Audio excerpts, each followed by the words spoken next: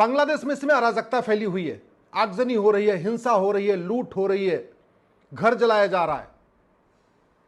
प्रधानमंत्री देश छोड़ के भाग गई हैं। बांग्लादेश के संस्थापक शेख मुजीबुर रहमान की मूर्ति तोड़ दी गई है। पुलिस ने, वहां की सेना ने पूरी कमान अपने हाथ में ले लिया है। भारत में भी ऐसे आंदोलन होते रहे, कभी भारत ने तख्ता पलट किया क्या? कभी भारत के किसी प्रधानमंत्री को भागना पड़ा क्या? कभी भारत के राष्ट्रपति को भागना पड़ा क्या? कभी भारत के चीफ जस्टिस को भागना पड़ा क्या? नहीं। इसलिए मैं भारत के माननीय सांसदों, विधायकों, मंत्रियों, हाई कोर्ट के जजों और सुप्रीम कोर्ट के जजों से बहुत विनम्रता पूर्वक निवेदन कर रहा हूं कि आप पूरी दुनिया में जो हो रहा है उसको समझिए और उसके हिसाब से भारत के लिए योजना बनाइए। पाकिस्तान भारत का हिस्सा था, 1947 में वो हिंदुस्तान कहलाता था। कितनी बार सेना ने वहां पे तख्ता पलट कर दिया, कितनी वहां पे पॉलिटिकल अनस्टेबिलिटी है, कितनी बार वहां पे सुप्रीम कोर्ट का फैसला पलटा गया, कितना ज्यादा वहां आतंकवाद है, जिहाद है, मजहबी उन्माद है, कितने बड़े पैमाने पे वहां पे हिंदुओं को खत्म किया गया। बांग्लादेश को देख लीजिए, 1947 में बांग्लादेश भी हिंदुस्तान था, ईस्ट बंगाल था, ईस्ट बंगाल बांग्लादेश बन गया, वेस्ट पंजाब जाके पाकिस्तान बन गया। बांग्लादेश की स्थिति आज आप देख लीजिए। गंधार दुर्योधन का ननिहाल अफगानिस्तान भी हिंदू राष्ट्र था। अभी आपने कुछ ही समय पहले देखा था किस तरीके से लोग हवाई जहाज का टायर पकड़ पकड़ के भाग रहे थे। जब वहां पर अराजकता फैली, अशांति फैली, तो राष्ट्रपति छोड़ के भाग गए, आम जनता वहां पिटी, और आज की डेट में अफगानिस्तान में एक आतंकवादी संगठन जिसको तालिबान कहते हैं उसका राज चल रहा है। भारत में संविधान चल रहा है क्योंकि यहां हिंदू बहुसंख्यक है। भारत में लोकतंत्र है क्योंकि यहां हिंदू बहुसंख्यक है। भारत में राजनीतिक स्थिरता है क्योंकि भारत में हिंदू बहुसंख्यक है। भारत में सबको समान न्याय मिलता है क्योंकि हिंदू बहुसंख्यक है। भारत में सबको समान अवसर मिलता है क्योंकि हिंदू बहुसंख्यक है। भारत के 80% बूथों पे शांति से इलेक्शन हो जाता है क्योंकि भारत में उन बूथों पे हिंदू बहुसंख्यक है। भारत में जहाँ जहाँ हिंदू खत्म हुआ है वहाँ पे पॉलिटिकल बूथों पे हिंसा भी होती है। आप बंगाल में देख लीजिए, कश्मीर में देख लीजिए, बाकी स्थानों पे देख लीजिए। तो ये बहुत सोचने की बात है कि भारत का भविष्य 20-25 साल के बाद क्या होगा। आज की डेट में हम भी बहुत तेजी के साथ उसी रास्ते पे जा रहे हैं जिस रास्ते पे कभी पाकिस्तान में हुआ था और बांग्लादेश में हुआ था। चलो और छोड़ लीजिए, ब्रिटेन में, इंग्लैंड में आगजनी फैली हुई है, फ्रांस में इसके पहले आगजनी फैल चुकी है, यूरोप में पूरी आगजनी फैली हुई है। कौन फैला रहा है? बाकी यूरोप और इंग्लैंड में आगजनी कौन फैला रहा है? घुसपैठी है। और भारत में तो 5 करोड़ घुसपैठिए 2017 में आ गए थे। मेरी PIL सुप्रीम कोर्ट में पेंडिंग है। भारत की सभी राज्य सरकारों को नोटिस जारी हुआ है, केंद्र सरकार को नोटिस जारी हुआ है। ये बड़े दुख की बात है कि आज तक किसी न राज्य सरकार ने बताया कि घुसपैठियों को निकालने पर उनकी क्या योजना है, न केंद्र सरकार ने बताया। तो ये बहुत बड़ा अलर्ट है। हमको अफगानिस्तान से भी सीखना चाहिए, पाकिस्तान से भी सीखना चाहिए, बांग्लादेश से भी सीखना चाहिए, इंग्लैंड में जो हो रहा है उससे भी सीखना चाहिए, और यूरोप में जो हो रहा है उससे भी सीखना चाहिए।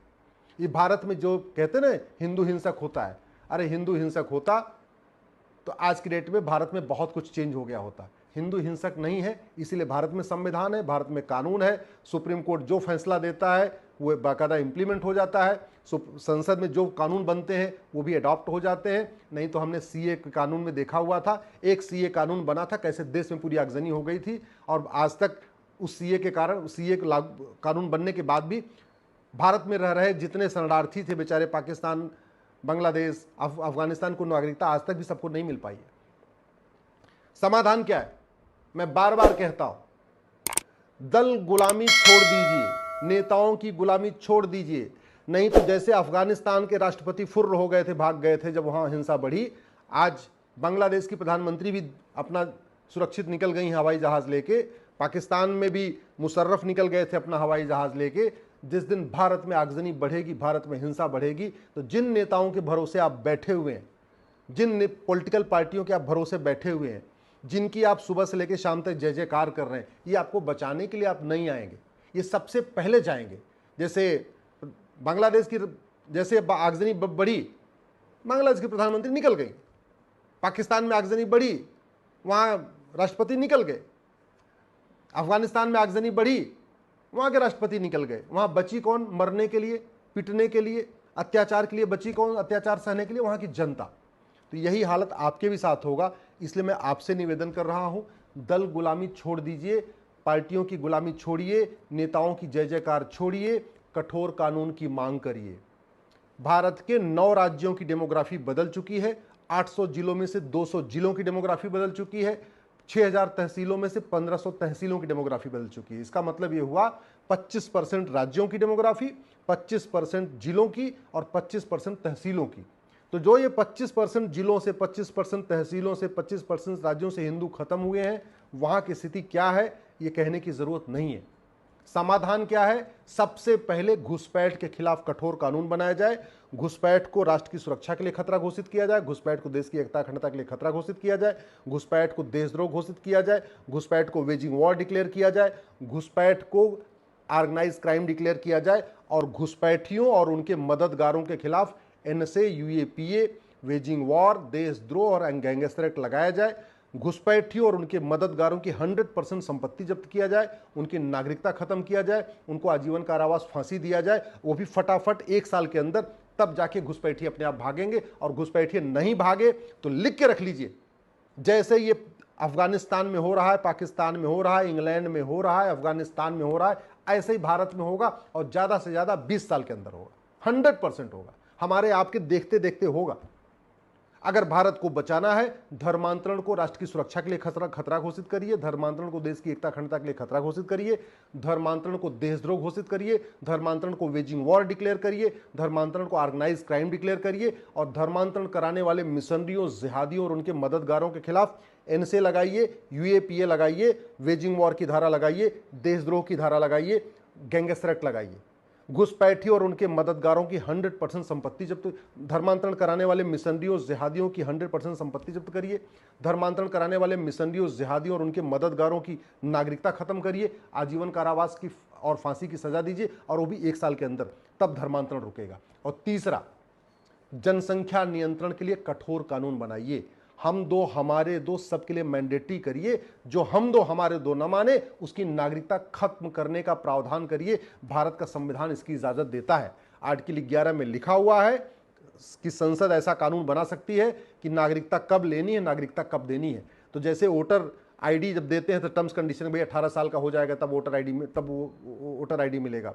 पासपोर्ट देते हैं, टर्म्स कंडीशन होती है। ड्राइविंग लाइसेंस देते हैं तो भी टर्म्स कंडीशन होती है। अगर आदमी नहीं मानेगा तो उसका ड्राइविंग लाइसेंस सीज हो जाएगा। अगर पासपोर्ट का आप वायलेशन करोगे, पासपोर्ट सीज हो जाएगा। हर जो भी हम डॉक्यूमेंट बना के देते हैं उसकी एक टर्म्स कंडीशन होती है। ऐसे ही एक नागरिकता की टर्म्स कंडीशन होगी। अगर भारत में धर्मांतरण करोगे, अगर भारत में हम दो हमारे दो नहीं मानोगे तो आपको भारतीय नहीं माना जाएगा। यही तरीका है। नहीं तो आप याद रखिएगा, अफगानिस्तान हिंदू खत्म, पाकिस्तान हिंदू खत्म, बांग्लादेश हिंदू खत्म, भारत के 9 राज्यों से हिंदू खत्म, भारत के 200 जिलों से हिंदू खत्म, और भारत की 1500 तहसीलों से हिंदू खत्म। भारत के बॉर्डर पे जो 300 तहसीलें हैं उनमें 300 की 300 तहसीलों से हिंदू खत्म हो चुके हैं, पलायन कर चुके हैं, बड़े पैमाने पर पलायन कर रहे हैं। ये नेता जैसे शेख हसीना लंदन जा रही हैं या जहां भी जा रही हैं, ऐसे भारत के नेता भी कोई इटली भाग जाएगा, कोई ऑस्ट्रेलिया भाग जाएगा, कोई लंदन भाग जाएगा। आप जिन नेताओं के भरोसे बैठे हुए हैं, ये सारे नेता या तो लंदन में अपना फार्म हाउस बना चुके हैं या ऑस्ट्रेलिया में अपना फार्म हाउस बना चुके हैं। अलग अलग देशों में जहां जहां इनको सुरक्षित लगता है वहां ये अपना फ्लैट भी खरीद चुके हैं, बंगलो भी बना चुके हैं, फार्म हाउस बना चुके हैं। जिस दिन 20 से 25 साल के बाद भारत में आगजनी होगी, ये पहले निकल जाएंगे, क्योंकि इनको पुलिस पहले अलर्ट दे देगी। पुलिस इनको पहले बता देगी ये होने वाला है, ये चुपचाप निकल जाएंगे और बचोगे आप और हम। जैसे पाकिस्तान में इतनी हिंसा हुई 1947 में, कोई नेता नहीं मारा गया, कौन वहां फंसा? आम जनता। बांग्लादेश में इतनी हिंसा हुई, राष्ट्रपति पहले निकल गया, कोई नेता नहीं मारा गया। प्रधानमंत्री पहले निकल जा रही है, कोई नेता नहीं मारा गया, फंसी है कौन वहां? आम जनता। अफगानिस्तान में राष्ट्रपति पहले निकल गए, कोई नेता नहीं मारा गया, फंसा कौन अफगानिस्तान में? आम जनता। इंग्लैंड में देख लीजिए, जो आगजनी हो रही है, कोई नेता नहीं मारा जा रहा है, आम जनता पिट रही, आम जनता का घर जल रहा है। फ्रांस में देख लीजिए, कोई नेता नहीं मारा गया, आम जनता वहां पिट रही है, आम जनता फंसी हुई है। यूरोप में आगजनी हो रही है, कोई नेता नहीं मारा गया है, आम जनता फंसी हुई है। ये कड़वी सच्चाई है। हालांकि इस कड़वी सच्चाई को शायद आप ठीक नहीं समझेंगे, आपको नहीं अच्छा लगेगा, लेकिन ये कड़वी सच्चाई बताना मेरा काम है। समाधान है uniform police code, uniform civil code, uniform judicial code, uniform population code, uniform endowment code.